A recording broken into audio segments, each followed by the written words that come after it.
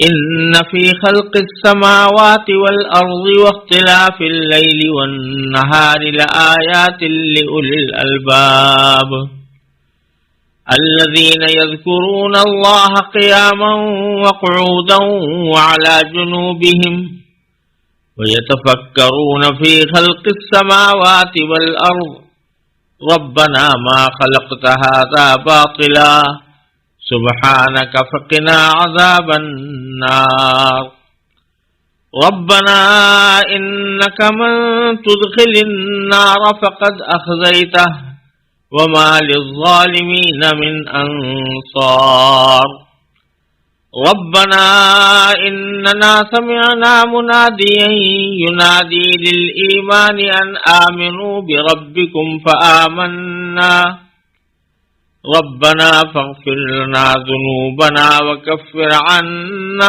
سيئاتنا وتوفنا مع الأبرار ربنا وآتنا ما وعدتنا على رسلك ولا تخزنا يوم القيامة إنك لا تخلف الميعاد۔ ان آیات کریمہ کا ترجمہ یہ ہے،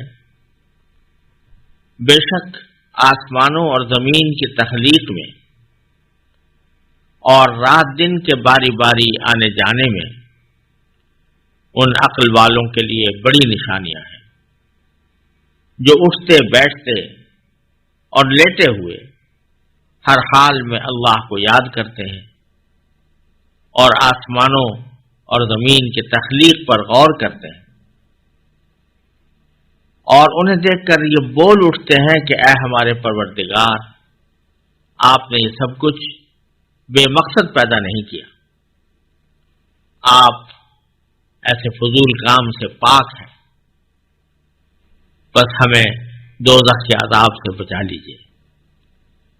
اے ہمارے رب، آپ جس کسی کو دوزخ میں داخل کر دیں اسے آپ نے یقیناً رسوا ہی کر دیا اور ظالموں کو کسی قسم کے مددگار نصیب نہیں ہوں گے۔ اے ہمارے پروردگار، ہم نے ایک منادی کو سنا جو ایمان کی طرف پکار رہا تھا کہ اپنے پروردگار پر ایمان لاؤ، چنانچہ ہم ایمان لے آئے۔ لہذا اے ہمارے پروردگار، ہماری خاطر ہمارے گناہ بخش دیجئے، ہماری برائیوں کو ہم سے مٹا دیجئے اور ہمیں نیک لوگوں میں شامل کر کے اپنے پاس بلائیے۔ اور اے ہمارے پروردگار، ہمیں وہ کچھ بھی عطا فرمائیے جس کا وعدہ آپ نے اپنے پیغمبروں کے ذریعے ہم سے کیا ہے، اور ہمیں قیامت کے دن رسوا نہ کیجیے۔ یقیناً آپ وعدے کی کبھی خلاف ورزی نہیں کیا کرتے۔ یہ سورہ آل عمران کا آخری رکوع ہے، اور اس آخری رکوع کا بھی میں نے پہلا حصہ اس وقت تلاوت کیا ہے اور اس کا ترجمہ پیش کیا ہے۔ دوسرا حصہ انشاءاللہ بعد میں آئے گا۔ اللہ تبارک و تعالیٰ کی عام سنت بکثرت قرآن کریم کی تمام صورتوں میں یا اکثر صورتوں میں یہ رہی ہے کہ اس کا جو آخری حصہ ہوتا ہے وہ سورت کے تمام مضامین کا ایک خلاصہ بھی ہوتا ہے اور ایک جامع ترین مضمون بھی ہوتا ہے۔ سورہ آل عمران جو پیچھے 190 کے قریب آیتیں اس کی گزری ہیں، اس میں مختلف مضامین بیان ہوئے ہیں جن کی تفصیل پہلے گزر چکی ہے۔ اب یہ آخری رکوع ساری گفتگو کا ایک طرح سے خلاصہ اور ایک انسان کو اس ساری گفتگو سے جو اس نتیجے تک پہنچنا چاہیے وہ، اور ایک انسان کا صحیح طرز عمل، اللہ تبارک و تعالیٰ نے اس آخری رکوع میں بڑی ہی پرتاثیر طریقے سے اس کو بیان فرمایا ہے، اس کو بڑے پرتاثیر طریقے سے بیان فرمایا ہے۔ پہلے تو یہ سمجھ لینا بھی مناسب ہوگا کہ اس آیت کی جو اہمیت ہے، ان آیات کی جو اہمیت ہے، وہ بعض احادیث سے اور زیادہ واضح ہوتی ہے۔ صحیح ابن حبان میں ایک روایت ہے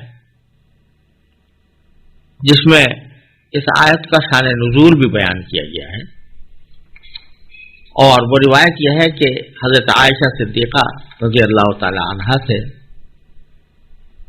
ان کے شاگرد حضرت عطا ابن ابی رباح، جو بڑے درجے کے محدث اور فقیہ اور بزرگ تھے،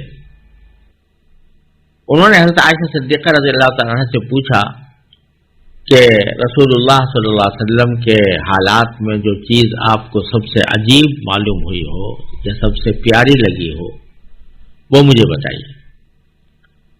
حضرت عائشہ رضی اللہ تعالیٰ نے فرمایا کہ آپ کی تو ہر شان ہی عجیب تھی، یعنی کس کس بات کو بتایا جائے، ظفر کعبہ قدم ہر کو جا کے میں نہیں گرم، کرشمہ دامن دل کو مہمی کشت کے جا جا، جو بھی صفت آپ کی دی جائے، بیان کی جائے، وہ عجیب ہی تھی، پیاری ہی تھی۔ ہاں، ایک مرتبہ کا واقعہ میں سناتی ہوں، اور وہ یہ کہ رسول کریم صلی اللہ علیہ وسلم ایک مرتبہ میرے پاس تشریف لائے اور میرے ساتھ بستر میں لیٹ گئے، پھر فرمایا کہ اجازت دو کہ میں اپنے پروردگار کی عبادت کروں، اور یہ کہہ کر بستر سے اٹھے، وضو فرمایا، پھر نماز کے لیے کھڑے ہو گئے، اور کھڑے ہو کر قیام میں اس قدر روئے کہ آپ کے آنسو مبارک سینہ مبارک پر بہنے لگے۔ پھر رکوع فرمایا، اس میں بھی روئے، پھر سجدہ کیا اور سجدے میں بھی اسی قدر روئے، پھر سر اٹھایا اور مسلسل روتے رہے یہاں تک کہ صبح ہو گئی۔ حضرت بلال آئے اور حضور اقدس صلی اللہ علیہ وسلم کو نماز کی اطلاع دی۔ حضرت عائشہ صدیقہ رضی اللہ تعالیٰ فرماتی ہیں کہ میں نے عرض کیا کہ یا رسول اللہ، اس قدر کیوں گریہ فرماتے ہیں؟ تو اللہ تعالیٰ نے آپ کے پچھلے اگلے سب گناہ معاف فرما رکھے ہیں، تو پھر اس کیا وجہ ہے؟ تو آپ نے فرمایا کہ کیا میں شکر گزار بندہ نہ بنوں، جبکہ اللہ تعالیٰ نے آج کی رات مجھ پر یہ آیت مبارکہ نازل فرمائی ہے، ان فی خلق السماوات والارض واختلاف اللیل والنہار، یعنی یہ سورہ آل عمران کی آخری آیات۔ تو اللہ تبارک و تعالیٰ نے یہ آیتیں چونکہ مجھ پر نازل فرمائی ہیں آج کے رات، تو میں اس کے شکر کے طور پر میرے اوپر گریہ طاری ہے۔ اور اس کے بعد آپ نے فرمایا کہ اس شخص کی بڑی تباہی ہے جس نے ان آیتوں کو پڑھا اور ان پر غور و فکر نہیں کیا، لہذا ان پر خصوصی طور سے غور و فکر کرنے کی ایک حدیث میں تاکید فرمائی گئی ہے۔ دوسری ان آیات کی اہمیت کا ایک حصہ یہ بھی ہے کہ متعدد صحیح احادیث میں یہ بات منقول ہے کہ رسول کریم صلی اللہ علیہ وسلم جب تہجد کے لیے بیدار ہوتے تو وضو کرنے کے بعد آسمان کی طرف نگاہ اٹھا کر یہ سورہ آل عمران کی آخری آیتوں کی تلاوت فرماتے تھے۔ تو تہجد کے وقت میں آسمان کی طرف نظر اٹھا کر ان آیات کا پڑھنا بھی ایک طرح سے رسول کریم صلی اللہ علیہ وسلم کی سنت ہے، اور اس سے بھی ان آیات کی اہمیت واضح ہوتی ہے۔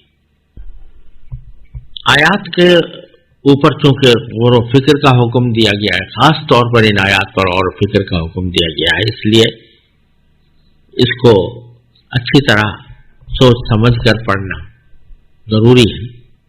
ان آیات میں اللہ تبارک و تعالیٰ نے بڑے ہی فطری انداز میں انسان کی ایمان کی پختگی کا راستہ بتایا ہے، اور ایمان کی پختگی کے جو انسان کے سامنے مراحل پیش آ سکتے ہیں ان کی نشاندہی فرمائی۔ اللہ تبارک و تعالی نے جو دین ہمیں عطا فرمایا، یہ بات کئی بار گزر چکی ہے کہ اس کی 3 بنیادیں ہیں، یعنی 3 بنیادی عقائد: ایک توحید، اللہ تعالیٰ کی وحدانیت پر ایمان، دوسرے رسالت یعنی انبیاء کرام پر اور ان کی نازل کی ہوئی کتابوں پر ایمان، اور تیسرے آخرت یعنی مرنے کے بعد کی زندگی اور اس میں ملنے والی جزا و سزا کے اوپر ایمان۔ یہ تین بنیادی عقائد۔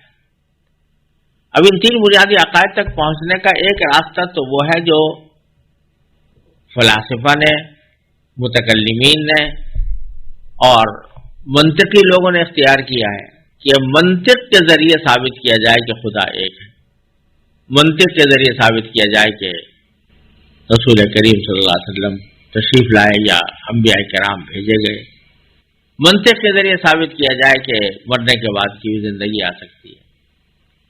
بے شک یہ بھی ایک طریقہ ہے، لیکن یہ طریقہ جو عقل کی بنیاد پر اور منطق کی بنیاد پر انسان کو ان عقائد تک لے جاتا ہے، یہ خطروں سے خالی نہیں، کیونکہ عقل اور منطق کے اندر چون و چرا کا دروازہ کسی حال بند نہیں ہوتا، اس میں کوئی نہ کوئی اشکال، کوئی نہ کوئی اعتراض، کوئی نہ کوئی ایسی بات پیدا ہو جاتی ہے جس سے کہ جو عقلی دلائل کا تسلسل جو ہے وہ کسی حد پر جا کر رک جاتا ہے، ٹوٹ جاتا ہے۔ اس لیے بسا اوقات محض عقلی دلائل جو ہیں وہ انسان کی شفا کے لیے، قلب کی شفا کے لیے کافی نہیں ہوتا، اس میں سوالات کا ایک لامتناہی سلسلہ چل پڑتا ہے۔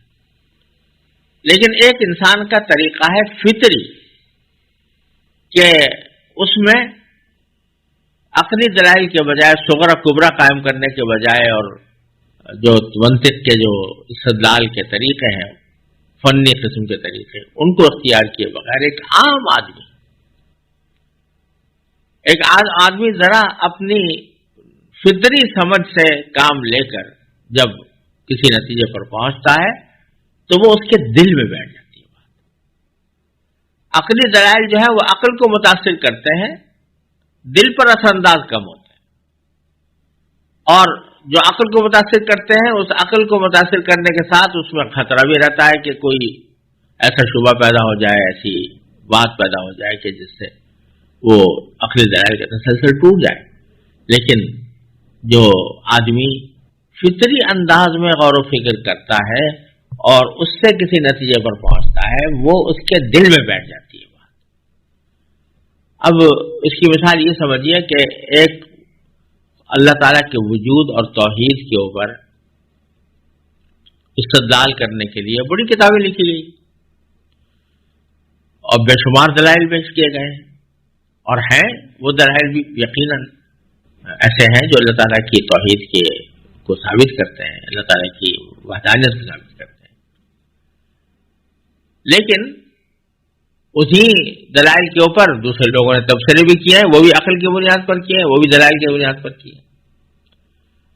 اور دوسری شکل ہے کہ ایک دیہاتی آدمی ہے، وہ چلتے پھرتے دیکھتا ہے کہ یہ آسمان ہے، یہ زمین ہے، یہ چاند ہے، یہ ستارے ہیں، یہ ہوائیں ہیں، یہ دریا ہے، یہ پہاڑ ہے، یہ کس عظیم حکمت کے ساتھ چل رہے ہیں۔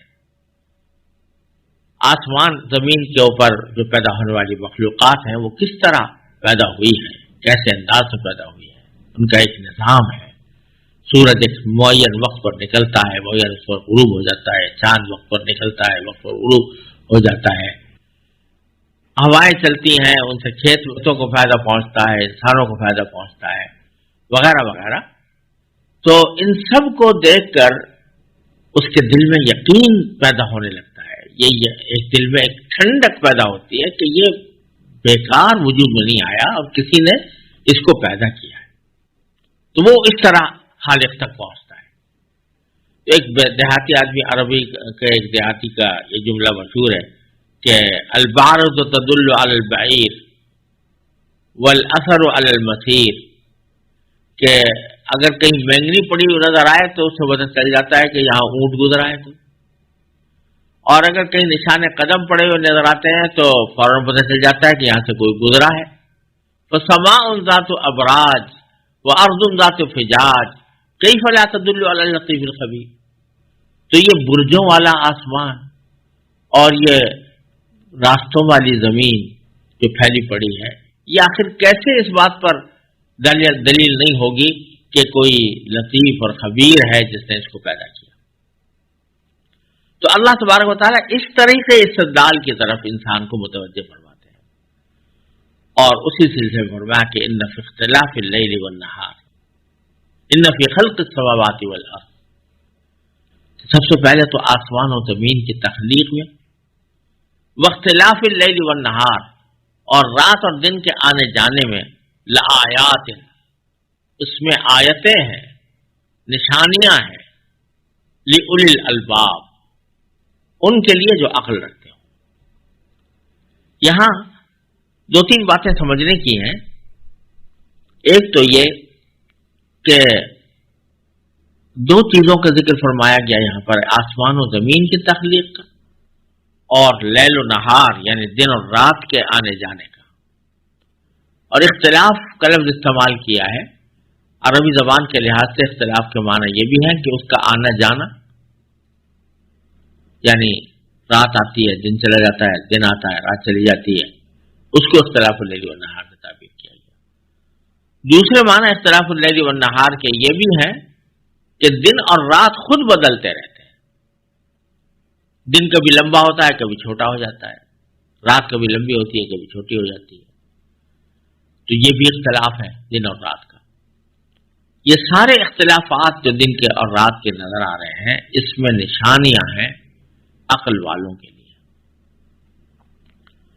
آیات جمع آیہ کی ہے اور اس کے لفظی معنی ہے نشانی۔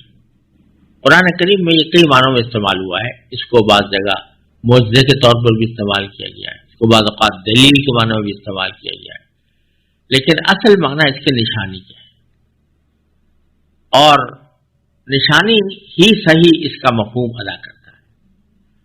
تو نشانی کا مطلب یہ ہوتا ہے کہ جب کوئی ایسی چیز جس کو دیکھ کر کوئی دوسری چیز یاد آ جائے، اس کو نشانی کہتے ہیں۔ اگر فرض کرو کہ کسی شخص کو کسی کے گھر کا پتہ معلوم کرنا ہے تو اس کی کوئی نشانی بتا دیتا ہے کہ وہی فلاں جگہ آپ جاؤ گے تو وہاں پر ایک لمبا سا ستون کھڑا ہوگا مثلا، تو وہ ایک ستون نشانی بن گئی اس کے گھر کی۔ جب وہ ستون آئے گا تو گھر یاد آ جائے گا کہ گھر پر آ جائے گا۔ تو ہر چیز کی ایک نشانی ہوتی ہے، اور اس نشانی کا مطلب یہ ہوتا ہے کہ اس کو دیکھ کر کوئی وہ دوسری چیز یاد آ جائے۔ یہاں آیات کا لفظ اسی معنی میں استعمال ہوا ہے کہ یہ آسمان بھی ایک نشانی ہے، یہ زمین بھی ایک نشانی ہے، رات بھی ایک نشانی ہے، دن بھی ایک نشانی ہے، ان رات اور دن کا آنا جانا بھی ایک نشانی ہے، ان کا بدلتے رہنا بھی ایک نشانی ہے۔ جیسے کہ اس عرابی نے کہا تھا کہ اگر راستے میں مینگنی پڑی نظر آئے تو پتہ چل جاتا ہے کہ یہاں سے اونٹ گزرا ہے۔ تو اگر راستے میں کہیں نشان قدم پڑے ہوئے ہیں، قدموں کے نشان ہیں، تو پتہ چل جاتا ہے کہ کوئی انسان گزرا ہے، یا اگر جانور کے پاؤں کے نشان ہیں تو جانور گزرا ہے۔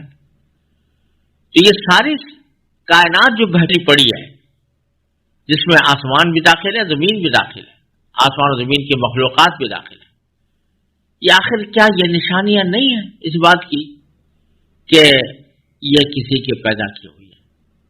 کیا یہ ممکن ہے کہ یہ سارا مستحکم نظام، جس کا ایک ایک پل، جس کا ایک ایک جز ایک مضبوط حکمت کے ساتھ بندھا ہوا ہے، وہ ایسے ہی پیدا ہو گیا؟ عقلی استدلال اور دلائل کے صغرا کبرا کو ملائے بغیر ایک دیہاتی آدمی بھی، ایک ان پڑھ انسان بھی جب اس کو دیکھے گا اور ذرا بھی غور کرے گا تو فوراً اس نتیجے پر پہنچے گا کہ یہ کسی کا بنایا ہوا ہے، اور کیونکہ یہ سارا نظام ایک ہی جیسا مستحکم ہے، لہذا یہ بنانے والا کوئی ایک ہی ہے۔ اگر مختلف ہوتے تو یہ اس کا یہ متحد نظام سامنے نہ ہوتا۔ تو یہ آیتیں ہیں، نشانیاں ہیں۔ کس کے نشانیاں ہیں؟ اولی الالباب، عقل والوں کے۔ الباب جمع لب کی ہے، عربی زبان میں عقل کو کہتے ہیں، اصل میں تو دماغ کے اندر جو مغز ہوتا ہے اس کو لب کہا جاتا ہے، لیکن مراد ہے عقل۔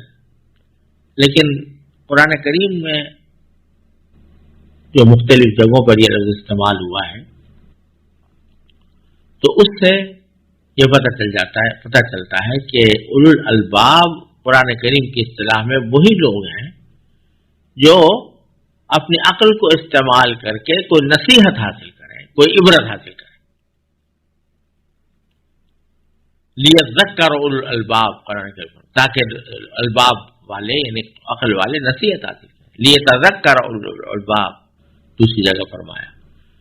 تو ہر جگہ جہاں اولو الالباب کا آیا ہے تو اس میں یہ ذکر ہے یا تو کوئی عبرت حاصل کرنے کا یا کوئی سبق لینے کا، کوئی نصیحت حاصل کرنے کا۔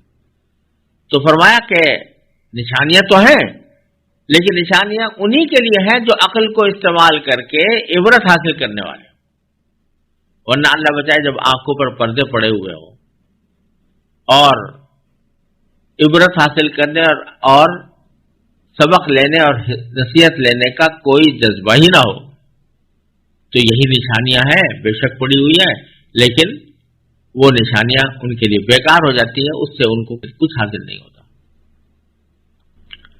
جیسے کوئی شخص نشانیوں کو دیکھے اور آنکھیں بند کر کے گزرتا ہے تو اس سے کوئی جس چیز کی وہ نشانی ہے اس طرف اس کی رہنمائی حاصل نہیں ہو۔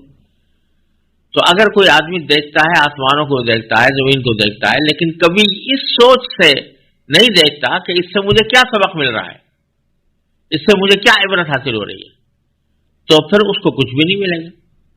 اس لیے اولو الالباب کا مطلب یہ ہے کہ وہ ایسی عقل ہے رکھنے والے ہیں کہ جو عبرت حاصل کرنے کی صلاحیت رکھتی ہو، نصیحت لینے کی صلاحیت رکھتی ہو، اور اسی مقصد سے وہ اپنی اس سوچ کو استعمال کریں تو پھر وہ بے ساختہ اللہ تعالیٰ کی توحید تک پہنچ جاتے ہیں۔ وہ ہے اصل میں عقل والے۔ اور جس بندے کو اور ساری باتوں کی سمجھ ہو لیکن اپنے مالک کے تک پہنچنے کی اس کے اندر سمجھ نہ ہو تو وہ حقیقت میں سمجھدار نہیں ہے، وہ تو پڑھنے درجے کا بیوقوف ہے۔ اب اگر فرض کرو ایک شخص سائنسدان ہے اور آسمان و زمین کی ساری تخلیقات پر اس نے غور بھی کیا ہوا ہے، اس کے نظام کو سمجھنے کی پوری کوشش بھی کی ہے، ان کو استعمال کرنے کا طریقہ بھی اس کو معلوم ہو گیا ہے، لیکن وہ اس کو عبرت کی نگاہ سے نہیں دیکھتا، نصیحت کی نگاہ سے نہیں دیکھتا، محض ایک جاننے کے لیے جان رہا ہے، جاننے کے لیے علم حاصل کر رہا ہے، تو اس کو بے شک یہ علم تو حاصل ہو جائے گا لیکن وہ اصل منزل جو ہے ہدایت کی وہ اس کو حاصل نہیں ہوگی، اور اس کے نتیجے میں اس کو ہم عقل مند نہیں کہہ سکتے۔ اولو الالباب میں وہ داخل نہیں کیونکہ اس نے عبرت اور نصیحت کی غرض سے یہ کام نہیں کیا۔ یہی وجہ ہے کہ بہت سے لوگ جو سارے دنیا کی تحقیقات میں پڑ جاتے ہیں، آسمان کی، زمین کی، سیاروں کی، خلا کی، فضا کی، زمین کی تہوں کی، ان میں سے اکثر تو وہ ہیں جو فطری طور پر ان کے ذریعے اللہ تعالیٰ تک پہنچتے ہیں، لیکن بہت سے وہ بھی ہیں کہ جن کو پرواہ بھی نہیں اور وہ وہاں سے گزر جاتے ہیں اور ان کے اوپر کوئی غور کرنے کا ان کے ذہن میں کوئی خیال پیدا نہیں ہوتا۔ تو قرآن کریم کی اصطلاح میں وہ اولو الالباب نہیں ہے، عقل والے وہی ہیں جو ان چیزوں سے عبرت اور نصیحت حاصل کریں۔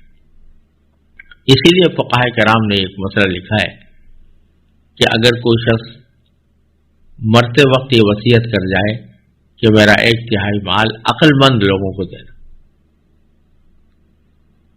یا 3 عقل مند لوگوں کو دینا، تو اب عقل مند کس کو کہا جائے، کس کو دیں وہ مال؟ فقہاء کرام نے اس پر بحث کی ہے اور فرمایا کہ اس ایسی صورت میں اس کا مال ایسے شخص کو دیا جائے گا جو عابد و زاہد ہو، اللہ تعالیٰ کی عبادت کرنے والے اور زہد اختیار کرنے والے ہوں، یعنی دنیا سے بے رغبتی اور آخرت کی فکر رکھنے والے، کیونکہ اصل عقل مند وہی ہے۔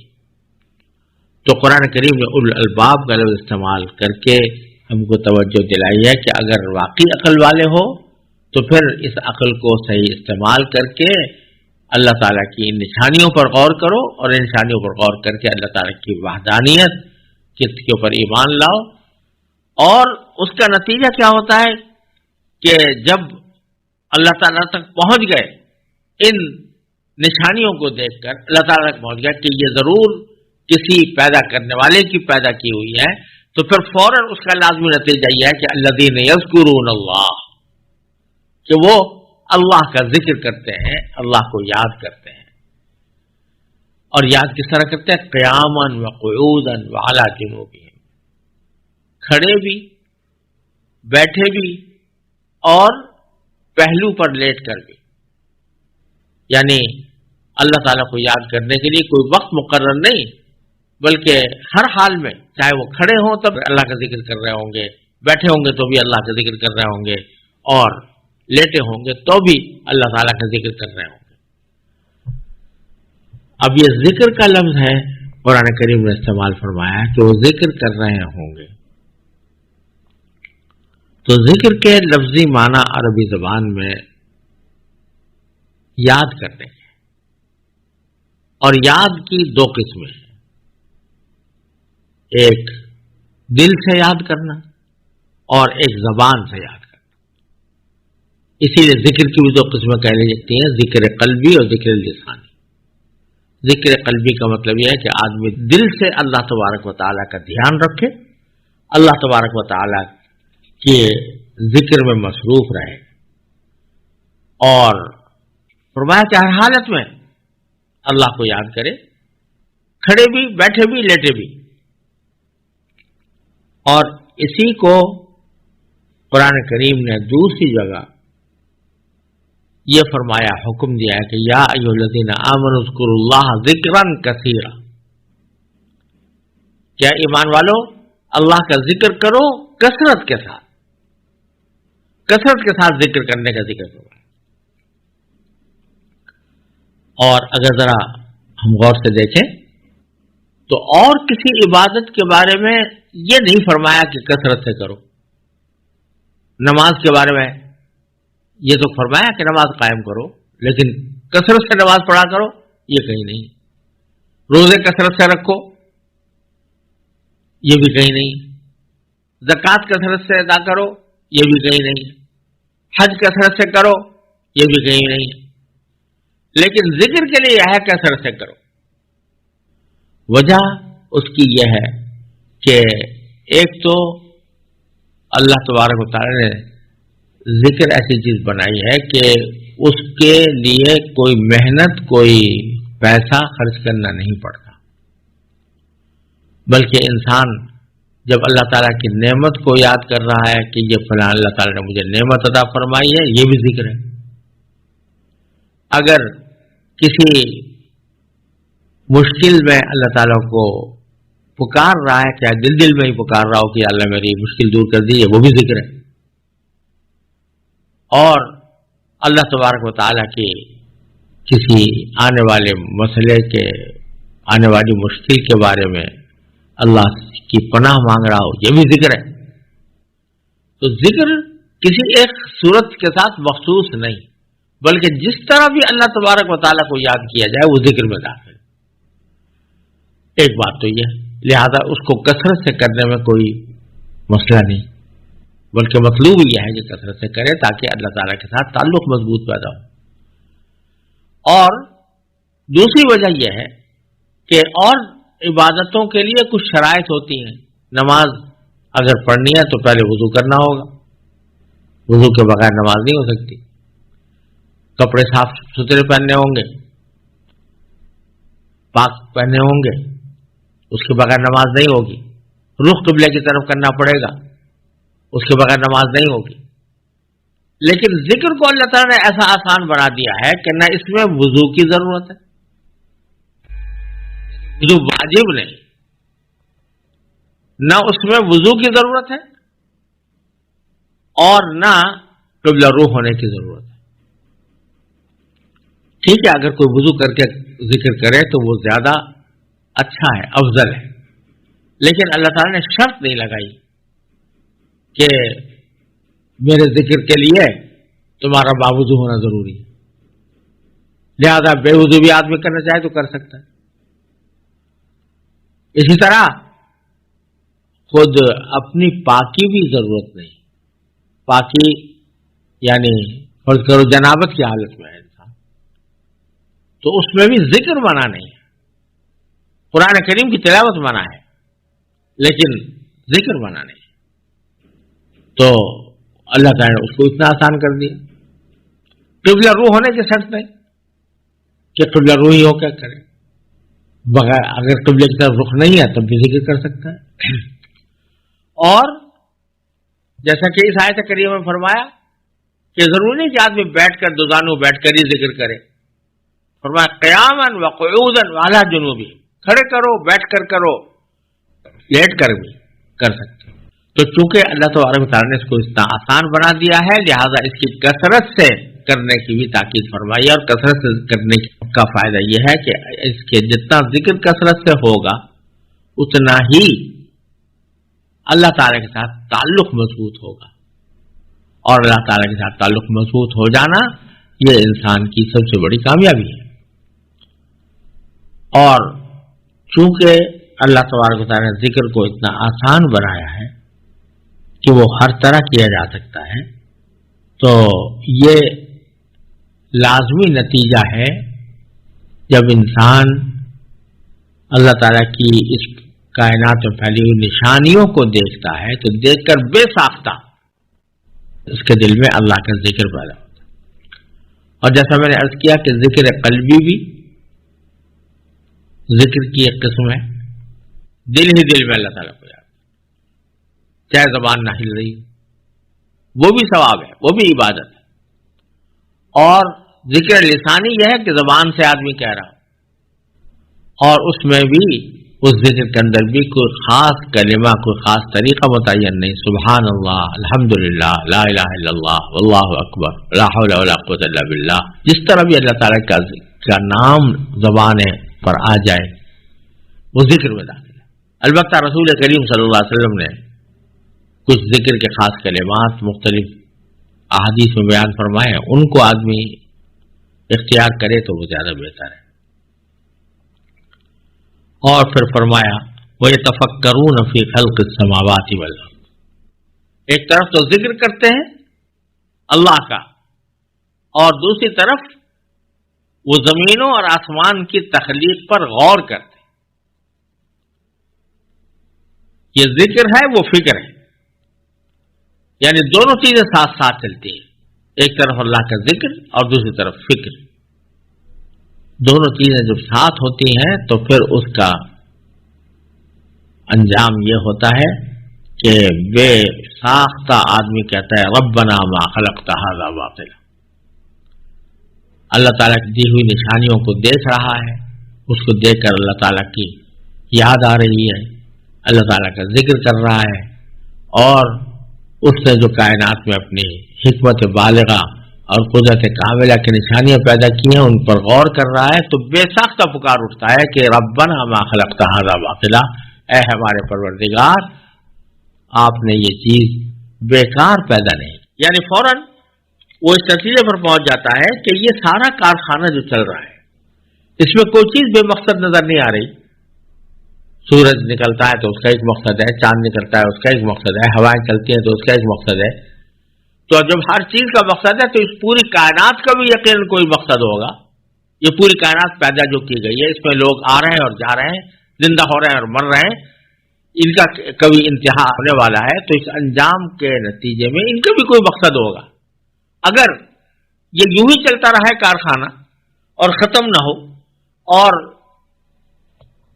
کوئی دوسری زندگی نہ آئے تو اس کا مطلب یہ کہ سب بیکار ہے. یہ نہ کسی ظالم کو اس کے ظلم کی سزا ملے, نہ کسی مظلوم کو اس کے مظلومیت کا کوئی صلہ ملے, نہ کسی اچھے کام کرنے والے کو اس کے اچھے کام کا کوئی اچھا نتیجہ ملے, نہ کسی برے کام کرنے والے کو اس کا کوئی برا نتیجہ ملے, کوئی سزا ملے. تو اس کا مطلب ہے کہ بیکار ہے سب. تو یہ سب جب وہ غور کرتے ہیں آسمان و زمین کی تخلیق پر تو بے ساختہ اس نتیجے پر پہنچتے ہیں کہ ربنا ما خلقت ھذا باطلا, اے پروردگار آپ نے یہ چیز باطل پیدا نہیں کی. یہ وہی بات ہے جو قرآن کریم نے دوسری جگہ فرمائی ہے افحسبتم انما خلقناکم عبثا وانکم الینا لا ترجعون، کیا تم نے یہ سمجھ رکھا ہے کہ ہم نے تمہیں ویسے ہی بے فائدہ پیدا کر دیا ہے اور تم ہمارے پاس لوٹ کر نہیں آؤ گے؟ اور دوسری جگہ فرمایا کہ افمن کان مؤمنا کمن کان فاسقا، کیا ہم مومن اور فاسق کو ایک ہی جیسا بنا دیں کہ اس کو بھی زندگی دی اس کو بھی موت دی اور دونوں کے دونوں موت کے بعد ختم ہو گئے، نہ مومن کو اس کو کی جزا ملی اور نہ فاسق کو اس کی کوئی سزا ملی۔ تو وہی بات جو قرآن کریم میں فرمائی ہے، جب آدمی ان کائنات کی اشیاء پر غور کرتا ہے اور اس پر اللہ کا ذکر کرتا ہے تو بے ساختہ پکار اٹھتا ہے کہ ربنا ما خلقت ھذا باطلا، آپ نے یہ چیز جو ہے یہ باطل پیدا نہیں کی، بیکار پیدا نہیں کی، یقیناً اس کا کوئی مقصد ہے اور مقصد یہی ہے کہ جزا و سزا کا نظام ہے۔ سبحانک فقنا عذاب النار، لہذا جب خیال آتا ہے آخرت کا کہ ایک وقت آنے والا ہے جس میں جزا بھی ہوگی سزا بھی ہوگی، تو پھر بے ساختہ یہ دعا نکلتی ہے سبحانک، یعنی اے پروردگار آپ پاک ہیں۔ پاک ہیں کاہے سے پاک ہے؟ ہر بری چیز سے پاک ہے، ہر عیب سے پاک ہے۔ تو کائنات کو بے مقصد پیدا کر دینا یہ بھی تو ایک عیب ہے، آپ اس عیب سے پاک ہیں۔ فقنا عذاب النار، جب یہ پاک ہے اور یقیناً آپ ایک وقت آئے گا کہ جب آپ جزا و سزا کے فیصلے فرمائیں گے، تو اے پروردگار ہمیں جہنم کے آگ سے بچا لیجیے۔ ربنا انک من تدخل النار فقد اخزیتہ، اے ہمارے پروردگار آپ جس کسی کو دوزخ میں داخل کر دیں فقد اخزیتہ، تو اسے آپ نے یقیناً رسوا ہی کر دیا۔ وما للظالمین من انصار، اور ظالموں کو کسی قسم کے مددگار نصیب نہیں ہوں گے۔